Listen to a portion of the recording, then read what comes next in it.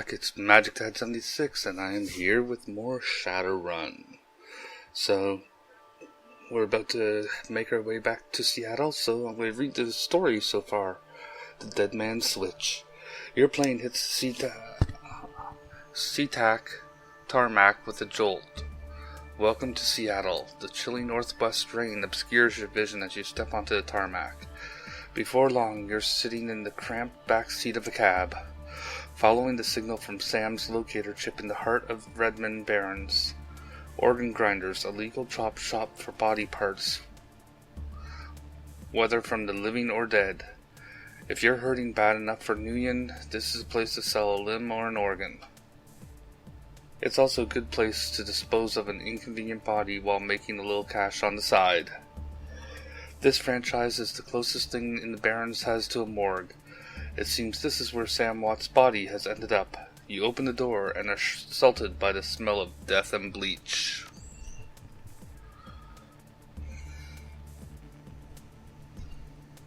Okay, let's take a look around. I'm in the back. Okay, let's make our way to the back. The smell of death and decomposition wash over you. You only slightly masked by the minty fake fresh of industrial grade antiseptic. Okay. We'll talk to this dude. Dresden. If your name's Harry, I'm out of here. Hovering over the recently departed is a small dwarf whistling a tune. His broad grin says, "I love my job." A little more than you'd want or expect from someone in the chop shop trade. As you approach, he looks up with a lopsided grin. There's something kindly in his eyes, though it might be just a stray reflection of chrome and surgical tools. Dresden. Sorry, didn't expect any visitors at this hour.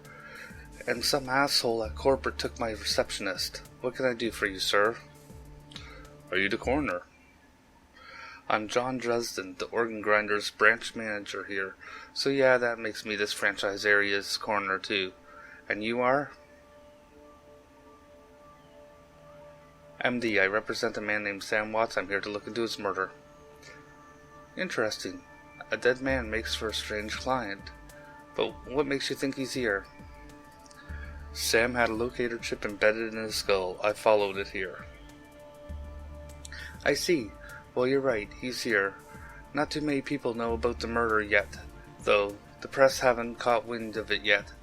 What with it being all the way out here in the Barrens. So who told you he was dead? Sam did. When his heart stopped, 100,000 yen was wired to a secure account in my name. I find a killer, I get paid. The dwarf raises his eyebrows, a smile wiping suspicion from his face. A dead man's switch, eh? Fascinating. I was working on him earlier. He's over there. Or over here.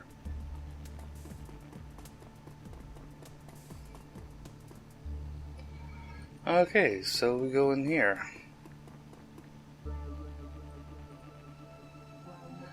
He's my second Emerald City Ripper victim. The third one was downtown. Ripper, huh?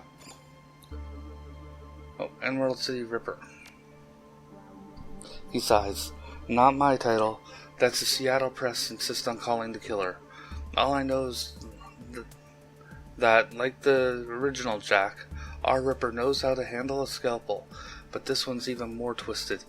He or she always removes an internal organ from the victim. Delicious, a trophy hunter. What was it? Watt's liver was cleanly cut out. How about the other lucky contestants? First victim's heart was missing, and the third had the spleen removed. Dresden, get out here.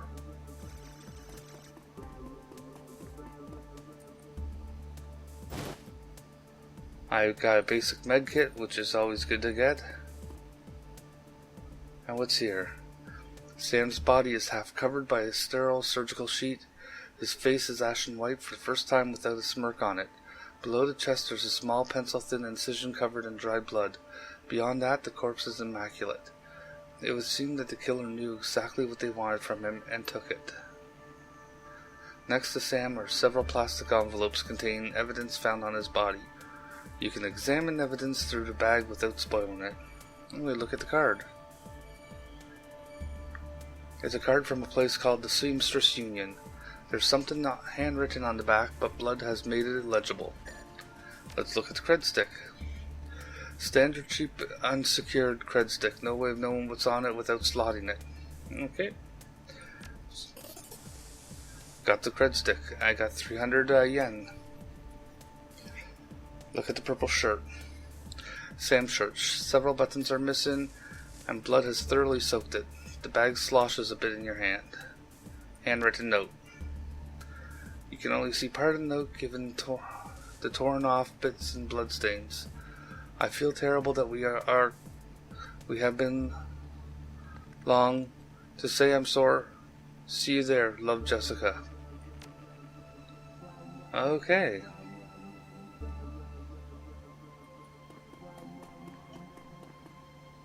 Let's talk to this ugly guy. Towering over the diminutive corner is homicide detective right out of central casting. If you ignore the tusks, pointed ears, and Neanderthal brow, you can smell his cheap aftershave from a mile away. McCluskey. So this is the new Ripper, Vic. Watts. Name's familiar. Didn't his mother kill herself a while back? The coroner frowns. So you insisted at the time. He chortles. Come on, she offed herself. I had it on very good authority. Now let's go, Dresden. Give me something to work with here. The Ripper case is my ticket to a lieutenant's badge. I've already posted everything I know. The killer stuns the target with a combination of drugs and magic, then removes a single internal organ while they're still alive. The perpetrator is most likely right-handed, with a slim hand that knows its way around a scalpel. Has a decent understanding of human and metahuman autonomy too. So I'm looking for a whacked-out surgeon? Not necessarily. I don't know any surgeons who still use scalpels anymore. These days it's all done with computer-controlled lasers. Could be anyone from a military field surgeon to an antique medicine aficionado. You're no damn help, dwarf. The Lone Star detective finally notices you. You note his superhuman powers of observation. Who the hell are you?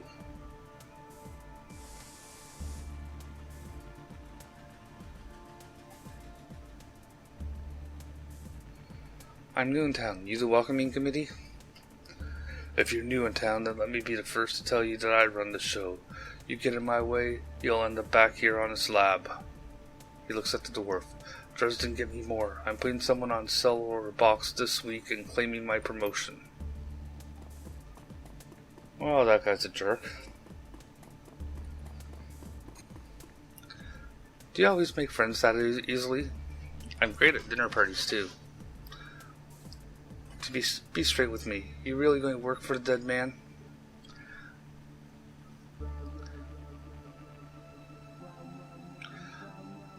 Sam was there when I needed him. I'm going to return the favor. Fascinating again. Detective McCluskey isn't interested in anything but Detective McCluskey. He'd convict his own mother if it meant another 10 union a week in his paycheck. Plus he's on the take. Dresden pauses, considering. You have honor after a fashion. I try to honor the dead in my work, so we have that in common. What can I do to help you? On the take? Who's paying to hold his leash? I don't know, but someone with major pull has been looking out for Mikulski's career and wallet. What was that Mikulski said about Sam's mother? The official report is that she committed suicide about a year ago. Aren't you the official in that sentence? My name's on the report, but my actual findings left some doubts. I can't say that it wasn't suicide, but there were unusual bruises on the upper arms, and she didn't use her dominant hand to pull the trigger. I was told to drop it, so I dropped it. What are organs worth these days? A whole healthy body can be worth a bunch of million, but individual organs, not worth as much anymore. What with all the synth and cyber stuff on the market these days. Organ grinders only deal in recently deceased. There's plenty of other chop shops that aren't as picky though, and they don't care where the bodies come from either. Who still uses scalpels? Doctors still learn how to use them in their first year of med school, as do coroners, but neither profession uses them as much anymore. It's possible some of the slimier chop shops still use scalpels, I suppose, but I wouldn't know where to look. Have you heard of the Seamstress Union? It's a nearby club in the Barrens that attracts lowlifes. You'd probably like it. Me, I'm not really the going out type. Always too much to be done around here. Plus, the dead are easier to get along with. I just need to know one more thing. Where was Sam killed? Dresden looks at you intently for a moment before speaking. You know, I might be able to do you one better. Why don't you poke around in these body lockers in the back and see if you find anything useful? Okay then. I'll go do that. Okay, let's go get this freebie stuff. More medkits. Dock wagon basic trauma kit, that's useful. The cold storage drawer is labeled John Doe, but internal thermometer set to 21 degrees Celsius. If I open it, the cold storage drawer draws open to reveal the fully clothed body of a man, arms folded across his chest. In addition to sporting some of the brightest orange hair you've ever seen, the body seems to be in very good condition. Whoa, easy there. In one quick move, he jumps down from the drawer and stands before you. For someone who just woke up in a morgue locker, he seems unfazed and pretty well put together. You spot a data jack drilled into his temples and some shamanistic tattoos peeking above his collar. An interesting combination. Jake Armitage. I told John to wake me up at 6 in the morning. Is it 6 yet? Doesn't feel like 6 yet.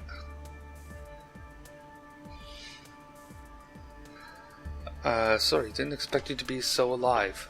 Yeah, Dresden thinks he's pretty funny. You're not the first person he's pulled this one on. Well, so much for a good night's sleep. On the plus side, I notice you haven't killed me yet, so that's good. If you weren't after me, then what's your story? I'm looking into the death of Sam Watts. This coroner seems to think you can help me out. Sam, eh? Glad somebody cares. We used to drink together every now and then. Over at the Union. Decent enough guy. Always in trouble over something or other, though. Jake yells towards the other side of the room. John, is this guy cool? Yeah, he's on the level. Working for Sam, believe it or not. Some sort of dead man switch. Thought you could help him out. Maybe even stop moping around the shop all day. Thanks for volunteering me. He pauses. Might be sizing you up. Alright, then the name's Jake, and you are? Call me MD. Nice to meet you. Well, sounds like you're taking a dive into the deep end here. John's right. I might be able to help you out. I was with Sam the other night, the night of the murder. Poor guy. He was hanging out at the Seamstress Union that night. Tripped out and rowdy. I've been laying low there a few days after a bad run. Mrs. Kubota asked me to throw Sam out, so I did. But out in the alley, some gangers got the jump on me. Damn. I need some soy calf after all. John, could you grab me a cup? Get your own damn cup. My hands are dirty anyways. Now what's wrong with this intestine? I hear a loud squelching sound as Dresden continues his work. Thanks, John. You're a real pal. Anyway, there's a big fat court bounty on my head. Like I said, my last job didn't go exactly according to plan. Out in the alley, a few Halloweeners got the jump on us. Damn gangers thought they could turn a quick profit off my head. Jake smiles, and you get the impression that it didn't work out so well for the gangers. Sam stumbled off during the fight, though, and that's the last I saw of him until he turned up here, dead on arrival. Reminds me of my last stay in this place. You've done this before? It's a long story. I end up in the morgue more often than the average guy. Yeah, Jake here's a regular. Should have started a rewards card, Jake. A few more visits and you get a free night stay. Jake laughs. I'll hold you to that, John. Anyways, they found Sam's body less than a block away from the Union, missing liver and all. Tell you what, you look like you can handle yourself in a fight. I could use some backup to settle the score with those Halloweeners out there. Their leader's got the whole gang searching the Barrens for me. I need to get rid of that asshole. In return, I'll take you to the place Sam was murdered.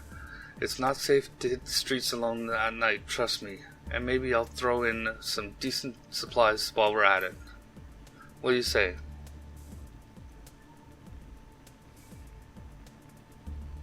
I do like a bit of street justice every now and then. Alright, Jake, count me in. Great. I've been hiding out here ever since the run-in with those Halloweeners. Whiny bunch of gangers. But the street of the Barrens is their turf. Hell, I'm surprised you even made it to this Morgan one piece without packing some heat. Very funny, Jake. You can sleep in the dumpster tomorrow. So, you need a weapon? I'm gonna go with a shotgun. Like the subtle approach, eh? Alright, try this cannon out. Ready for an evening out on the town? I'm ready.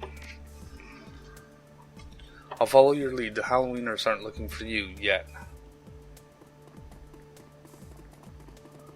Well, let's get out there and start looking.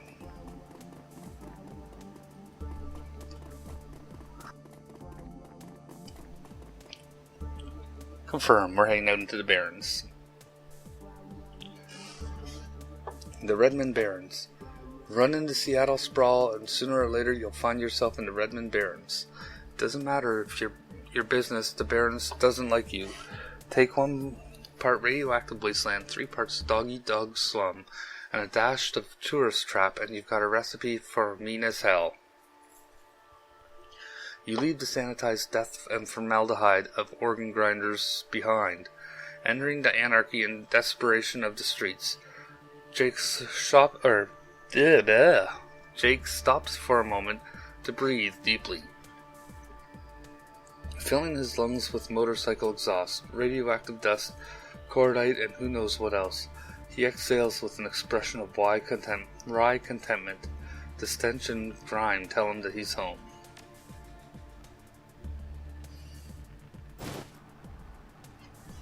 My stash is just around the corner in the alley. Okay. No, it doesn't. No, I'm not.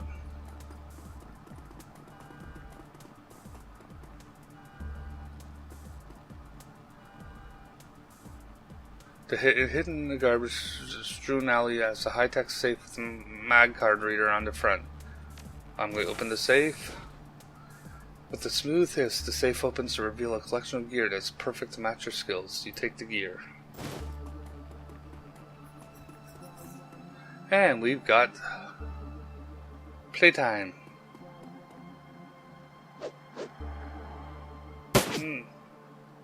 Okay. Goodbye.